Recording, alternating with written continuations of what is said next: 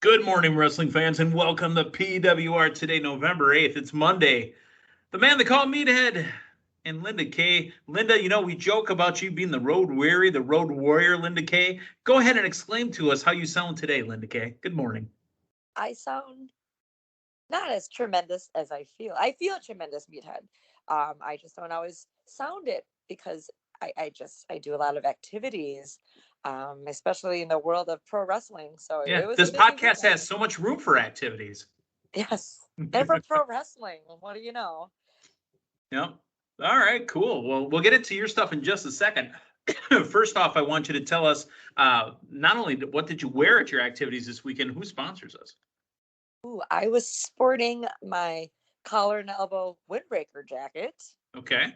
And if you want to wear a collar and elbow jacket as well, it is getting a little brisk here. It is getting deeper into Not brisk fall. iced tea, but brisk. Yes, if you're looking to sport your collar and elbow jacket, or of course, numerous collar and elbow t shirts, make sure to go to collarandelbowbrand.com and to save 10% off your order. You know it. You know what to do. Use promo code LindaK. That's LINDAKAY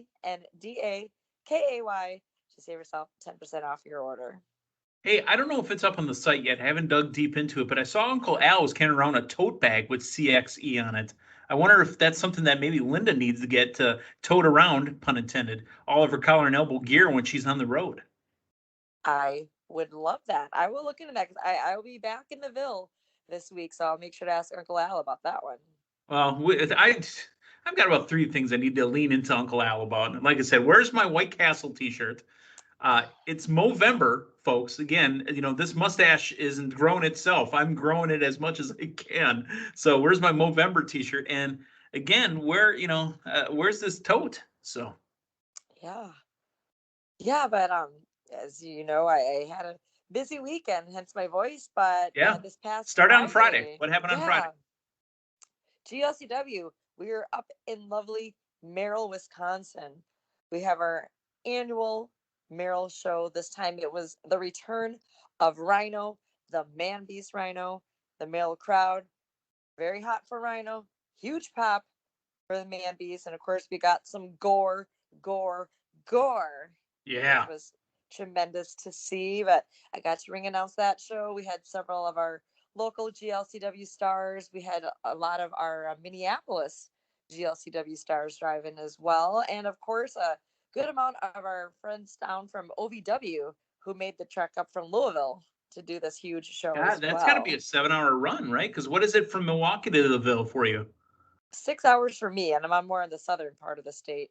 Yeah. But then Merrill from me is over 3 hours, so that's Wow. yeah, But hey, the life of a pro wrestler. yeah, just part of the fun, you know. Yeah, and then Saturday, I was at a local MMA fight, which took place at the Waukesha County Expo Center, which in just under a month is where Blizzard Brawl will take place. Yep. I got to go and see and support my colleagues from Nova Gyms in Oak Creek, Wisconsin. We had some of our coaches fight, some of our members fight. My jiu-jitsu coach, TKO. My kickboxing coach, TKO. That was tremendous to see. Nova team loud and proud.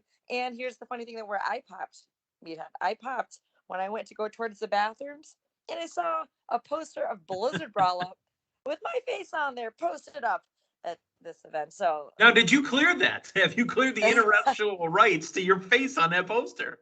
yeah, didn't really You were need to. I aware. think we You knew. provided the Yes, picture. We this understand. is this is kind of reminiscent. So, quick story: many moons ago, when Raw was in town, I think it was Raw, maybe SmackDown, but this was when the Pro Wrestling Report was on TV. So we Yeah. had this promo pickup that said "Catch PWR," Thursday nights 10 p.m., Saturday nights 10 p.m. And it was on that digital ad TV inside the restrooms of the then Bradley Yeah. Center. Yeah. So we had Gold Dust take a picture of it in the bathroom saying, "Hey, we see you guys in the restrooms at the Bradley Center." We had one of the refs send that to us. We had some of our fans and watchers of the Pro Wrestling Report send that to Yeah. us. So just kind of flashback that, sometimes we're just meant to be Sometimes Linda posted. Kay's in the urinal watching you go to the bathroom. Exactly. So who'd have thunk? I'm so glad I was not working with you guys on that point, because my promo would have probably went to, hey, I know you're pissing, but it's the man they call Meathead. Make sure to check us out. You don't want me doing that. Yeah. And then I lost my voice too, because then it was my local belated birthday celebration Saturday night. So I just had a jam-packed weekend. And I'm here. Yeah, I mean, I would love to tell you I got even close to that. But no, I'm busy resting, recouping, healing, getting better, getting stronger. Yeah. Everything's working out, no bandages, no scar. I mean, it's gonna scar, but no scar issues. Everything's going good, man. Growing this mustache, that's what I'm doing. Mm-hmm. I Absolutely. mean, what a contrast in lives, huh? Hey, we got this common interest of pro wrestling that we love. Yes, we do. And speaking of pro wrestling love, GLCW Arena, where you were at this last Saturday, where you saw Nova fight. Again, the Waukesha County Expo Center, Blizzard Brawl. I don't even remember what year it is anymore. Linda, I don't know how many you've made. I've missed one out of all of them. I've missed one. And I couldn't get out of that one. It was immediate family wedding, same night, but I'm excited to be there again. I'm excited to see all the names. I think I saw, you said you saw the poster. Aubrey Edwards now from AEW is going to be at the event as well. Yeah. Also from OVW, Tony Gunn. Tony Gunn, love Tony Gunn. As well, yeah. Doug Basham. Ooh, Doug Basham. Yeah, I know he's a trainer down there at OVW, right? Yep.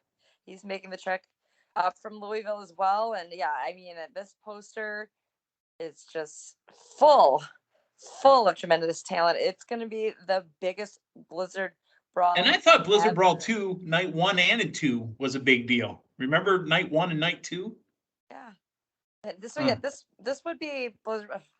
We're getting close to Blizzard Brawl 20. I want to say this might be 16, 17, maybe more. But I've lost track. I seriously have lost track. But with all these people here, I hope the post party's taken care of too. That's a lot of people, a lot of food, and a lot of they're going to need refreshments as well. Let's just say refreshments. Hey, let's talk wrestling. Real quick note, this has happened over the weekend. It wasn't announced on SmackDown when SmackDown went off the air, but before we get to Raw tonight, these Survivor Series teams for the men's and women's have been announced. The traditional 5-on-5 teams are going to be happening, and it's men versus women. Here is the Raw side. Raw is going to be, sorry, I had that note in front of me, and for some reason it's disappeared. All right, Raw, men, Seth Rollins, Finn Balor, Kevin Owens, and the father-son duo of Ray and Dominic. SmackDown providing us Drew McIntyre, King Woods, Jeff Hardy, Sami Zayn, and Happy Corbin, who also had Madcap Moss over on the side. Now the women will have, from the Raw side, Bianca Belair, Rhea Ripley, Liv Morgan, Carmella, and Queen Zelina. And on SmackDown side, they're going to have Sasha Banks, Shotzi, Shayna Baszler, Natalya, and the newcomer, Aaliyah. Let's start off with the men's. Linda, do you see any issues with the men's teams? Yeah, I see issues with the women's teams too. How well can some of the stars coexist on the same team? Yeah, so if we look at men's for Raw, you've got Rollins and you've got Kevin Owens on the same team. You've got Rollins and the Mysterios on the same team. That's a huge issue right there. I mean, literally, and it looks like, I don't know if the captains have been announced yet, but to me, officially, Rollins looks like he's the team captain. I would say so. Oof. I mean, oof. All right, on the SmackDown side, you got Drew McIntyre, who looks to be the team captain. You got the career-spanning Jeff Hardy. You got the red-hot King Woods. Sami Zayn, who was out there busting a move with Hit Row, and Happy Corbin. Any issues on the SmackDown side that you can see? I mean, we've got, so it was Drew McIntyre. It's Drew, Jeff Hardy, King Woods, Sami, and Happy Corbin. Sami Zayn. Sami Zayn's the issue for everybody, right? Yeah. He's a loose cannon out of that group. Yeah. Well, he's a locker room leader. I would say, Drew McIntyre should be the captain. Right. And can he keep that team together? I hope so. I think him and King Woods can really keep them gelled well. But you also got your veteran Jeff Hardy as well to keep things together. I think they'll be all right. But it is interesting when there's a lot of heat with a lot when a of team it. is consisting of the faces and the heels. Yeah, absolutely. Yeah. All right, the women's. Raw is going to again be Bianca Belair. One half of the women's tag team champions, Rhea Ripley, Liv Morgan, Carmella, and Queen Zelina. You talk about Sami Zayn being an issue on Team SmackDown for the men. I see Queen Zelina being the issue for the women from Raw. Well, it's interesting that Nikki Ash isn't on there, but Rhea is. Rhea is. Nikki is not. So there's got to be a story there to be told. And then on the SmackDown side, Sasha, Shotzi, Shayna, Natalya, and Aaliyah. Sasha and Shotzi are going head to head. Shayna's just going through everybody. I think this is the most misfit team out of the four. Yes, I will say that. I mean, right off the bat, you said Sasha and Shotzi. Like, okay, that's a red flag right there, considering what happened last week. Red flag. For Shayna Baszler, I mean, never know what'll happen with that. And Shayna Baszler doesn't have the backup of her former partner because she was released. Yeah. Then again, also Shayna also has known to turn on her team members before, so that's an but Shayna Baszler is also one that's been known to take over. Remember what happened at Elimination Chamber? She won the entire chamber. That is true. Yeah, I see issues of tagging in and out just taking place several times throughout this match. We'll see if they can gel everything together, but I do believe here that we have Sasha Banks as the team captain and Bianca Belair as Raw's captain. That sounds about right to me too. Yeah. So. Yeah. Well, I'm glad they did announce it. I mean, the best part is just waiting for that invasion, the anticipation of the invasion. I've always had an anticipatory. It's like you're about to say anticiparection. You ever hear that term before? Come again? Just the anticiparection, the anticipation, the excitement, the anticipation of just it happening, the pop. Yeah. So let's talk SmackDown. Going off the air, King Woods gets a victory, and James Uso was supposed to bendeth the knee. But at the end of the night, Roman Reigns pops King Wood in the mouth. There is no need to be bent. Let's run down SmackDown real quick. Shayna Baszler defeats Naomi after official Sonya Deville restarts the match. How long will this little program go, and do you have interest?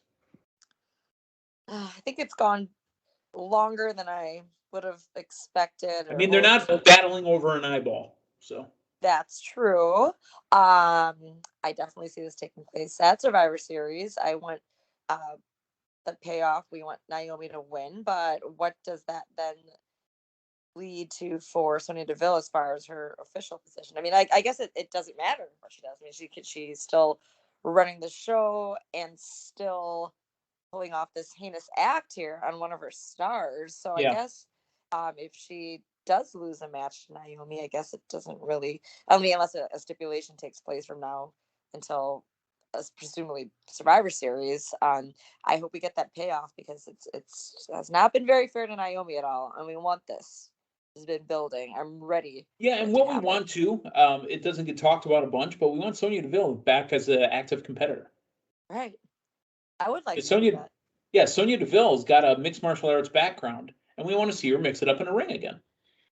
Absolutely. But I mean, Adam Pearce was the sole WWE official for a while before they added Sonya on. So I think he would do just fine again. If Sonya does get back in the actual ring. I mean, unless his pants tear again, it could be an issue.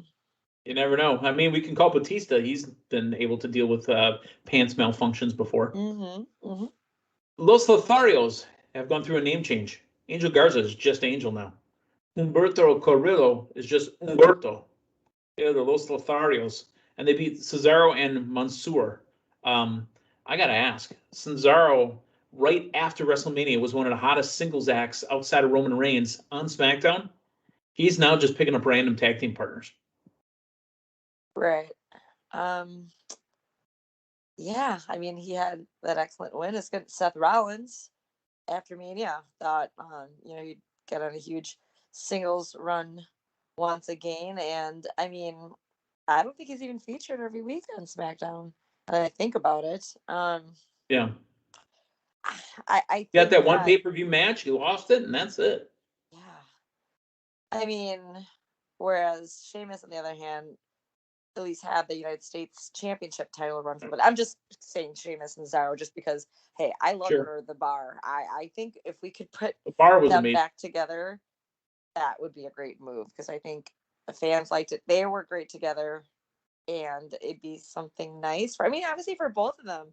Now that Sheamus hasn't won that U.S. Championship belt, or excuse me, title, he lost that, I should say. It's been kind of quiet on his end on Raw as well. Well, we had to reintroduce him on SmackDown, like we didn't know who he was. Oh yeah, so he's back on SmackDown. Okay, there we go. Maybe we have Cesaro team up with other WWE superstars until he finds his way back to his who I feel has been his best tag team partner. And hey, let's make them heels. Let's do it. I'd be happy with that. Yeah. Okay, Drew McIntyre withstood a great promo and an amazing match from Ricochet to get a victory. Ricochet showed a lot of steam, but I don't mean this in any way as a slight towards Ricochet. When it was announced there was massive cuts, I thought he would be one. Yeah, he hasn't been on. It's not his fault. You're right. Uber talented. They just don't do anything with him. Right. Hey, he got another strong showing this past weekend on SmackDown, and I'm not sure if this will continue with him and Drew. I'm thinking probably not, but we later had Ali in the back talking with him, so this would either be an alliance or another great feud. Hey, them two against one another. I'd like to see that one as well. Similar styles and just something new. Something fresh. Happy Corbin and Madcap Moss lose via countout to a returning Viking Raiders. Happy to see the Viking Raiders back. They are unorthodox looking, but I think they work the part real well. They stand out. They don't look like the cookie cutter wrestlers that we have today. Yeah, I agree. And we know they also have a humorous side. So if we do want to, they're really good at throwing axes, playing basketball, golf. That too. Apparently they stink. I mean, everybody keeps saying that. I mean, that's just the Viking stereotype. Is it wrong that I'm just waiting for one of them to go, Robbie? Sorry, different gimmick. Never mind. But yeah, no, I am happy to see them back on. Well, now, like I said, kind of bookended throughout the show, as predicted by Matthew on Friday morning. Hey, we're gonna have a promo that'll set up a thing in the middle that'll lead to a match at the end. King Woods is asking James Uso to bendeth the knee. Roman Reigns accepts the match for him and then knocks him cold in the mouth right before he bends the knee. So King Woods still on fire. I like that King Woods is not all Booker T, like King Booker, but he's not all like just pompous King. He's still finding his way, but I'm enjoying it. Absolutely. With Sir Kofi, or Sir Kingston? No, it is Sir Kofi. I think it's Sir Kofi. Yeah. I am digging this. We knew that, of the new king and the new queen, that King Woods would be the more funny haha one of the two, but he's still doing his thing. And as we've been discussing, including last week, how we're still getting the Usos and New Day, but no complaints here. But no, great dance partners. We've said this multiple times. Yes, but adding in a slightly different element, that being a bendeth of the kneeth. Bendeth the kneeth. The new line of royalty there. I mean, King Woods and you got the head of the table. That was a nice contrast to one another, and it worked out well throughout the pace of the episode. Okay, that was SmackDown. Directly after that was Rampage, AEW on TNT. Probably, I'm not trying to sound like a marketing machine or a mark, but probably the hottest hour of wrestling you're ever going to get right now. I mean, Linda, this thing is literally balls to the walls from opening match to the close of the show. All right. It starts off with the American Dragon, Bryan Danielson, taking on Anthony Bowens of the Acclaim. Yow, yow, yow. The best line he had. I clown a lot with Max Caster. He said something to the effect of, and I don't remember the exact phrasing of it, but I'm going to release you more like your father-in-law did to talent, because he was talking to Daniel Bryan, and his father-in-law is Johnny Ace, John Laurinaitis, people power. Uh-huh. Yeah, I mean that one, that was a mic drop for me. That was fantastic. That was Thoughts on the match? Yeah, and it still was a deep like knife turn in the gut, if you will, but it wasn't something so offensive that would get Max Caster pulled off. No, it's PG, but it's right. behind the curtain, shot to the balls. Right. Even the mention of him just being popular simply because of his wife's reality show as well. Right.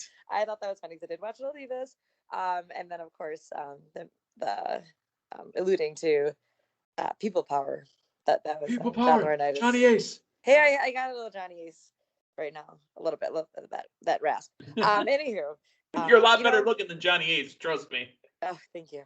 But hey, every single week we have the American Dragon kicking off Rampage, or at least most of the Rampages, and I love it. He's just the guy right now, and like we've discussed numerous times on PWR today, as well as that you got to keep that Dynamite crowd hot going to that final hour. Now this Rampage, one, if it is actually, taped, if it is this filmed. one was live in St. Louis. Oh, it was live. That's right. That but was okay. I'm pretty sure they probably taped all the Dark and Revolution stuff, or Evolution stuff before that. Evolution, Revolution.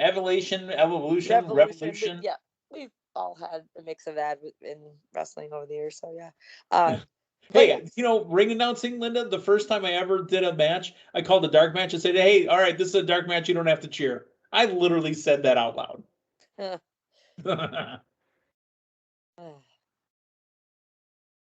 Anyways, so Danielson and Bowens. I mean, Daniel Bryan with the win. It wasn't as much of chopping up Bryan Danielson's chest this time. I mean, he didn't go home looking like hamburger. You know what I mean? Yeah. The segment of the week was CM Punk and Eddie Kingston face to face. Matthew and I kind of laid it out, right? And I stole a little bit from Mark Henry. I might have took it from Mark Henry. I might have took it from Bully. I don't remember who I took it from on Busted Open Radio. But I mean, I agreed 1,000%. You have to get up in Punk's face. It's like in the NFL. Like if you're the Kansas City Chiefs and you realize the other team's got a starting quarterback that's never played an actual game in the regular season, you have to blitz them all day long. Eddie Kingston was the Kansas City Chiefs, and CM Punk was Jordan Love. Okay. Right. They had to get up in his face. And you know what? That promo and the camera angles to make it feel real. One thing they mentioned is, Eddie Kingston has talked about his Zoloft, right? He's talked about his mental health. He's said that he's on edge. And that really works for me with Eddie Kingston, regardless of face, heel, whatever. And I think he connects with a lot of people because he is being honest. Literally, he's being who he is. He's not embellishing it. I mean, he's literally saying what he is. And at the end of the day, he got in Punk's face and got up in him. And Punk got so pissed off because he said the wrong thing. Punk headbutted him, and it was a pull apart. And that was one of the hotter pull aparts I've seen in a couple of years. Absolutely.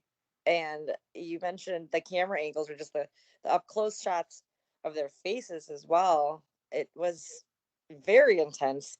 And it was great to see because since Punk has returned, we have not seen him get this worked up.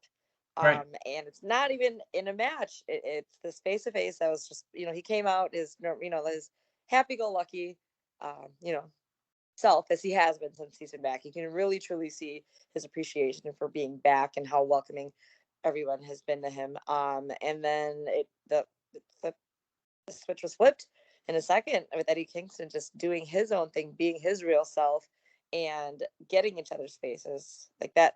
That looked like some heat, or if it was, it portrayed what it needed to do, and it got the match booked for a full year, but we still have a week leading up to that We're in cannot wait. Full Gear week. I mean, Yeah. we're literally in the build towards it. Yeah. Two spots I'm going to talk about in this. Eddie Kingston, Lily calling out guys like Samoa Joe, Homicide, and Amazing Red. Some wrestling fans are going to know this. A lot of them probably don't know that. Might have just tuned into AEW or might have just watched WWE and AEW. Eddie Kingston and CM Punk, I believe, were in Impact at the same time. Because wasn't Eddie Kingston part of LAX? You tell me. I believe he was. I'll have to check with the interns, and we'll have to check the date lines on that. I know CM Punk was also in Impact as well before he made it to WWE. So, calling those guys out and saying that those guys, had more faith in him. And you know what? The line that got him to headbutt him, that one blew me away. It blew me away. Look, I'm a bum. Nobody wants you here. The whole locker room is afraid to say it. Not me. Stop smirking like you did the other day at me. I'll smack it off your face. Why don't you fight me? You know what? Maybe the locker room, and I don't know if that's the case or not, but maybe the locker room doesn't want CM Punk because CM Punk gets preferential treatment. The network wants CM Punk there. On the promos, he's the guy that they're building stuff around. You know what? Yeah. The one that got the headbutt was, I don't care about winning at Full Gear. I care about beating you so you quit again and go away for 7 years. 7 years. That was worth the headbutt. Wow. Again, I felt it. I almost started standing to watch that because I was feeling it. Yeah. That is fun to see. That this is the match that I'm most excited for Punk's or Simpson returning. Obviously, it's going to be a big pay-per-view one, but this one, you really feel it, like you said. Yeah. The Bunny and Red Velvet. Red Velvet came out fast. Did you see that? She ran down to the ring. The bell rang. She ran at the Bunny. The winner of the match, Red Velvet, pinning the Bunny. Jade Cargill sitting ringside with Smart Mark Sterling. What did you think of this match? I thought both women really showed out. Absolutely. I felt that Red Velvet would get the victory. She's just been on this roller coaster. I mean, like getting toward the top, a little higher. When I say getting on a roller coaster, I mean she's just nearing the top of that hill and putting her in position to face Jade Cargill, or at least getting that build. I think that's something great for both women. Jade Cargill reminds me of the build that Mike Tyson got when he was coming up. Do you remember what Mike Tyson? I mean, I don't know if you were watching at this time, but when Mike Tyson was coming up, they had issues with the heavyweight championships. So there was this huge governing body tournaments to determine who the new heavyweight champion in boxing was going to be. And Mike Tyson blew through everybody to become one of the youngest heavyweight champions of all time. Jade Cargill kind of reminds me of that too, where nobody's really tested her yet. Yeah. Yeah. I mean, she dominates her one-on-one matches, and somebody's got to, it's going to happen. Somebody's going to step in and give her that first maybe mark in a loss. Or maybe she doesn't. You never know. Oh. Maybe she goes through the TBS tournament, becomes the women's TBS champion. Finally, the Dark Order's John Silver taking on the Elite's Adam Cole, baby, with Nick Jackson and Matt Jackson. He got a good budge chant going. Budge. They should have wrestled for the naming rights, kind of like an Anchorman 2, where if I win, you have to name yourself Jack Lame. You should have had to change his name to Budge Cole. You know it's all about the budge. Would have been so terrible. Great match. The Dark Order runs out, brawls with the Bucks, but really at the end of the day, Adam Cole hits 2 super kicks and the running knee to pin Silver. Baby. Yeah. Super Click, right? Super Click. That's right. They're riding high, and I don't foresee any of their members losing any one-on-one matches leading up to Full Gear. But yeah, great showing from both guys. Very entertaining as always, and just they're killing it. They're dominating, and then we'll see what happens once Full Gear comes. But this is the go home week, so I'm very excited for that as well. And that Team Long Time is predominantly AEW. I'm just saying, there's moves to be made, Linda. Matthew Thomas made one. I don't know if you heard it. I did. I am aware he now has the American Dragon, Daniel Bryan, but I'm still surveying the scene here. I know this is a huge weekend and it's double points, and I've got some tricks up my sleeve here that I will be unveiling this week. Well, so you better stay get working tuned. because I believe I have the next AEW heavyweight champion. Oh, yeah. And that's that cowboy shiznit, like our good old buddy JR says. Mm-hmm. Mm-hmm. Well, folks, that is it for Monday morning. It is November 8th, 2021. For Linda Kay, the man they call Meathead, we will talk to you tomorrow morning about Raw, and we will get you set up for NXT 2.0 and whatever they're doing on NXT now with whatever talent they got left. For Linda Kay, I'm the man they call Meathead. Thanks for stopping by. So long, everyone.